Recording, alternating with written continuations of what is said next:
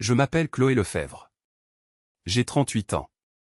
Jusqu'à ce fameux mardi matin sous le soleil de Lyon, je croyais encore que le sang était sacré. Je croyais qu'une famille avait des limites. Je venais de déposer mes 2 enfants à l'école dans le quartier de la Pardieu. Je me suis arrêté pour prendre un café rapide avant mon premier rendez-vous de la journée. J'attendais mon tour dans la file. J'étais encore un peu endormi. Je vérifiais mes mails sur mon téléphone. Je pensais aux échantillons de tissu et à l'installation d'une salle à manger pour un client important. Soudain mon écran s'est allumé. C'était une notification du groupe familial pour l'anniversaire de ma mère. J'ai ouvert le message avec l'espoir de voir les préparatifs habituels. Je m'attendais à voir des photos de fleurs ou de gâteaux. Mais j'ai vu un message de mon père. Philippe Lefebvre a écrit que je ne devais pas venir. Il a écrit que toute la famille était contre ma présence. Et puis il m'a traité de raté. Je suis resté immobile devant mon écran pendant plusieurs secondes. Ce n'était pas le choc. C'était un silence soudain à l'intérieur de moi. Plus d'excuses. Plus besoin de faire semblant. Ils disaient enfin tout ce qu'ils montraient par leurs gestes depuis des années. J'ai souri avec une pointe d'amertume. J'ai écrit une seule phrase courte. Je lui ai demandé s'il préférait vraiment l'argent et le prestige à sa propre fille. Ensuite j'ai tout annulé. La salle privée dans le restaurant chic des Berges du Rhône. Les préparatifs de la fête. L'acompte que j'avais payé de ma poche il y a des semaines. Ce dîner de luxe qu'il pensait voir apparaître par magie. Sur le groupe quelqu'un a commencé à rire. Ma sœur aînée Camille a réagi comme si c'était une blague. Elle a ajouté un commentaire piquant. C'était assez pour moi. Ce n'était pas une simple colère de mon père. C'était leur vrai visage. Ils ont toujours été comme ça. Ils pensaient que j'allais me taire et subir. Mais ils ont fait une erreur. Ils ne m'ont pas seulement exclu d'une fête. Ils m'ont donné la liberté dont j'avais besoin. Ils m'ont permis d'arrêter de les protéger. Avant de vous dire ce qui s'est passé ensuite et pourquoi leurs rires se sont arrêtés net, dites-moi d'où vous m'écoutez. Quelle heure est-il chez vous actuellement? Quand je suis retourné à ma voiture, je n'ai pas pleuré. Je n'ai appelé personne. Je suis resté assise. Je serrais le volant très fort. Je regardais les gens passer devant le café. Le monde continuait de tourner mais ma vie venait de basculer. En vérité, ce message n'est pas tombé du ciel. C'était l'aboutissement de années de mépris silencieux. Mon père a toujours traité mon entreprise comme un petit passe-temps. J'ai une société de décoration d'intérieur et de homestaging près d'Annecy. Ce n'est pas une multinationale mais c'est mon œuvre. J'ai construit tout cela toute seule. Client après client. Maison après maison. J'ai passé mes week-ends à travailler. J'ai passé mes nuits sur des factures. Je me levais tôt pour gérer les chantiers. Je faisais tout cela en élevant 2 enfants. Mon père ne l'appelait jamais un business. Devant la famille, c'était juste mon petit truc pour m'occuper. Camille, ma sœur, travaillait dans l'immobilier de luxe. Elle était la préférée. Elle vendait l'image de réussite que mes parents adoraient. Les chaussures de créateur. Les sourds parfaits. Le champagne lors des visites privées. Elle savait comment parler à mon père. Elle flattait son ego. Ma petite sœur Manon était plus gentille mais fuyante. Elle détestait les conflits. Elle restait silencieuse quand on m'insultait pendant les repas du dimanche. Ensuite elle m'envoyait un message secret pour me dire qu'elle n'était pas d'accord. Ma mère Martine jouait la médiatrice. Mais elle protégeait toujours les agresseurs. Elle me disait de ne pas prendre les choses à cœur. Elle me demandait d'être la plus sage. Dans notre famille, être sage signifiait se taire. Le vrai conflit a éclaté 1 an auparavant. Mon père avait décidé que je devais intégrer mon entreprise à un de ses projets. Il voulait que je m'occupe de la décoration d'un complexe résidentiel de luxe. Sur le papier, c'était une invitation généreuse. Mais en réalité, il voulait le contrôle. Il voulait mon goût et mon travail sous ses ordres. Quand j'ai dit non, il m'a regardé avec mépris. Il s'est senti offensé. Après cela, tout a empiré. Camille disait que j'étais trop émotive pour les affaires sérieuses. Maman me demandait pourquoi je compliquais tout. Mon père disait que la fierté coûtait cher pour les petits revenus. Ils ont même attaqué mon mari Julien. Julien est professeur d'histoire dans un lycée public. Il n'est pas obsédé par le statut social. Pour eux, un homme devait être agressif et riche. Il pensait que j'avais raté ma vie parce qu'il ne pouvait pas la manipuler. Et j'ai compris cela sur ce parking. Ils n'avaient pas honte de mon prétendu échec. Ils étaient furieux parce que j'avais réussi à créer une vie qui ne leur appartenait pas. Quand je suis rentré à la maison, ma décision était prise. Je ne voulais plus de place à leur table. Julien était dans la cuisine. Il corrigeait des copies. Il a levé les yeux et il a compris. Je lui ai tendu mon téléphone en silence. Il a lu le message de mon père. Il a lu ma réponse. Il a posé le téléphone sur la table avec un calme incroyable. Il n'a pas dit de leur pardonner. Il n'a pas dit que la famille était sacrée. Il savait tout. Il avait vu les sourires de façade et les coups par derrière. Il m'a posé une seule question. Qu'est-ce que tu veux faire maintenant? Il n'a pas demandé ce qui était correct ou poli.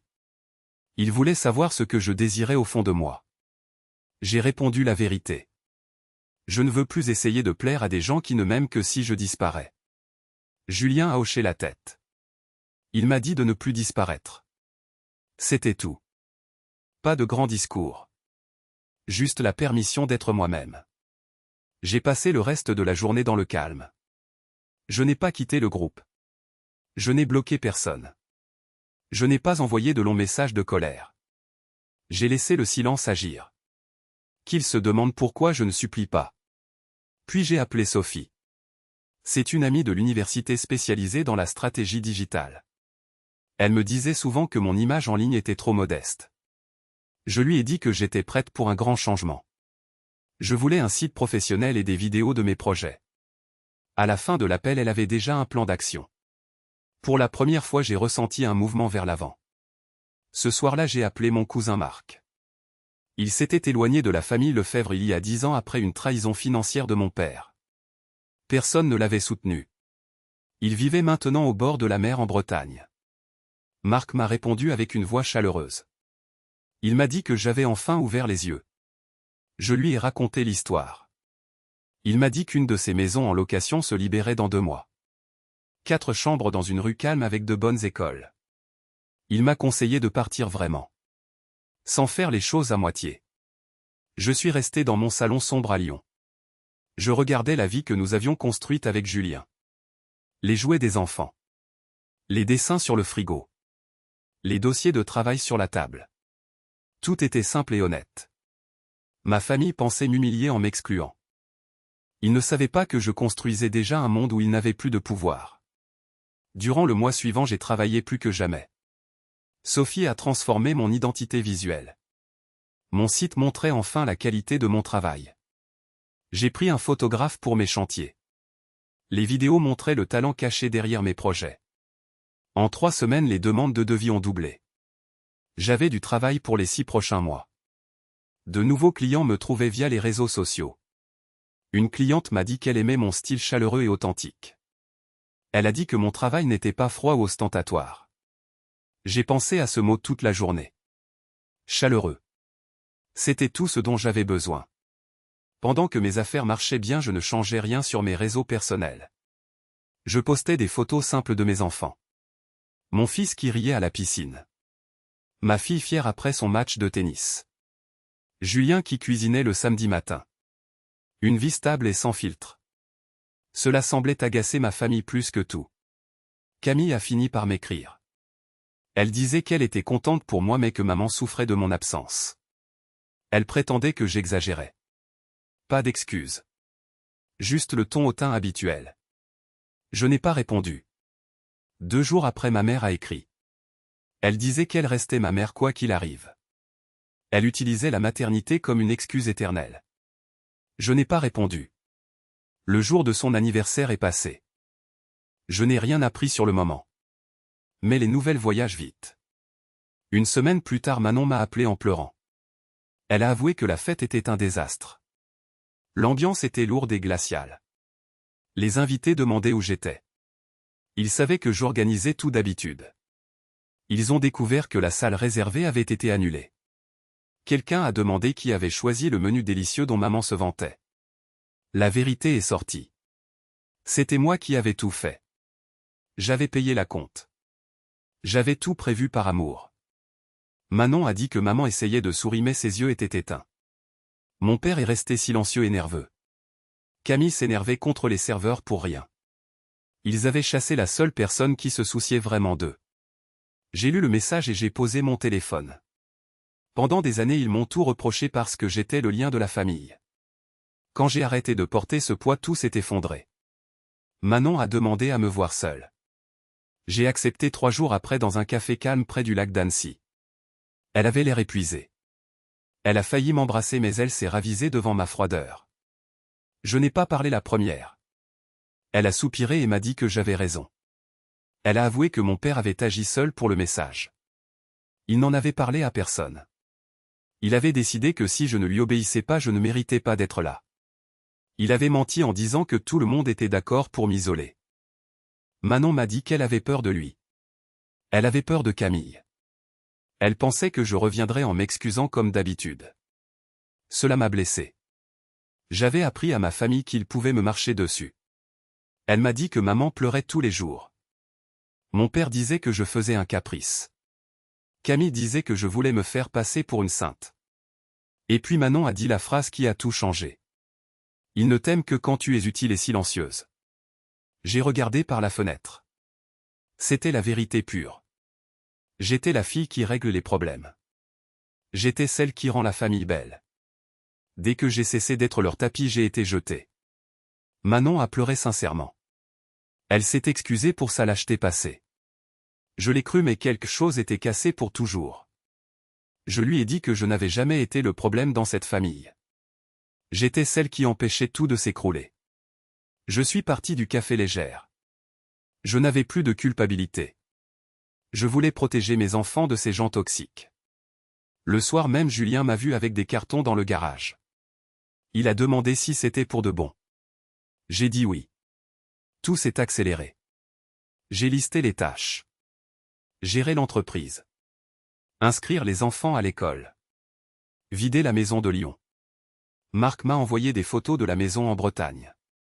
Elle était magnifique. Des murs blancs et de grandes fenêtres. Ce n'était pas une fuite. C'était un nouveau départ. Julien a accepté de travailler à distance. Nous avons pris nos décisions dans le calme. Une semaine après, j'ai posté une photo de 3 cartons. J'ai écrit qu'un nouveau chapitre commençait. Camille a appelé 10 fois. J'ai laissé sonner. Maman a écrit qu'elle était désespérée. Mon père a envoyé un mail cinglant.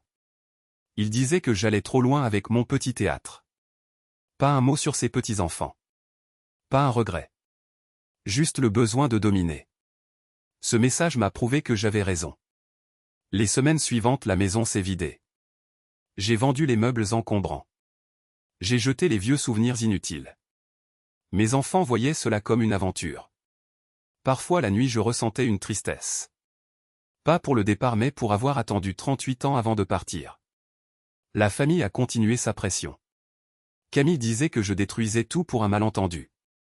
Ma mère m'envoyait de vieilles photos pour me faire culpabiliser. Mon père m'a traité de gamine dans un dernier mail. J'ai ri. C'était sa seule arme. Notre dernière nuit à Lyon, nous avons dormi sur des matelas gonflables. Julien a demandé si j'étais sûr. J'ai regardé les murs vides. Je lui ai dit que je partais pour sauver ma vie. Nous sommes partis à l'aube. Julien conduisait la voiture avec les enfants. Je suivais avec le camion de déménagement. J'ai pris une photo du salon vide. J'ai écrit que parfois partir est la seule façon de grandir. J'ai mis les clés dans la boîte aux lettres et je n'ai pas regardé derrière moi. 6 mois en Bretagne ont tout transformé. À Lyon, je me réveillais avec une boule au ventre. Ici, l'air était différent. La maison était paisible. Mes enfants se sont fait des amis rapidement. Julien aimait son nouveau rythme. J'ai relancé ma boîte de décoration. Marc m'a présenté à des agents immobiliers locaux. Sophie a continué à gérer mon image. J'ai commencé à décorer des maisons de vacances. Ce n'était pas le luxe de mon père mais c'était vrai. J'ai gagné une paix mentale incroyable. Plus de repas tendus. Plus de critiques déguisées. Des rumeurs me parvenaient encore. Mon père racontait que j'étais instable. Ma mère disait que j'avais changé brusquement. Mais leurs mensonges ne tenaient plus. Sans moi, la famille Lefebvre ne fonctionnait plus. Les gens se souvenaient que j'étais celle qui aidait tout le monde. Certains cousins m'ont écrit pour s'excuser de leur silence. Camille ne s'est jamais excusée. Manon a appelé souvent. Je gardais une distance pour ma sécurité émotionnelle. Un samedi après-midi, j'ai croisé mes parents par hasard dans un marché. J'étais avec mon fils. J'ai entendu mon nom. Ce n'était pas un appel tendre. C'était la voix autoritaire de mon père. Je me suis retourné. Ma mère semblait plus vieille et triste. Mon père s'appuyait sur une canne. Mon fils a demandé qui c'était. J'ai répondu avec calme que c'était des gens de mon passé. Ma mère a commencé à pleurer.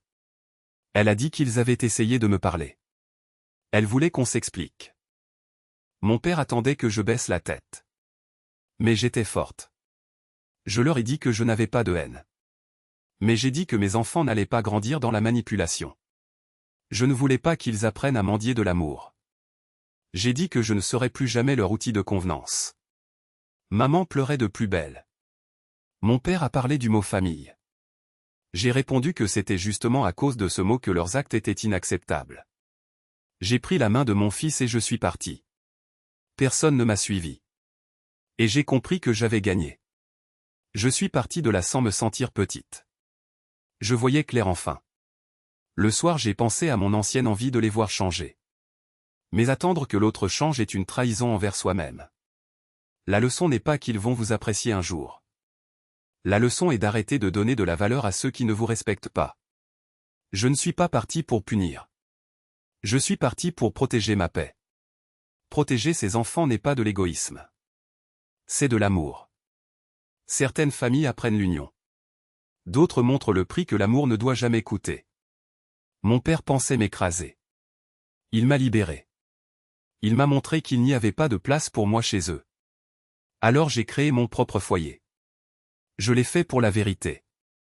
Sur la chaîne de Revinga Necroll, notre équipe crée des histoires fictives profondes. Chaque récit a un but éducatif pour réfléchir à nos vies. Cette histoire rappelle que le respect de soi et les limites sont essentiels.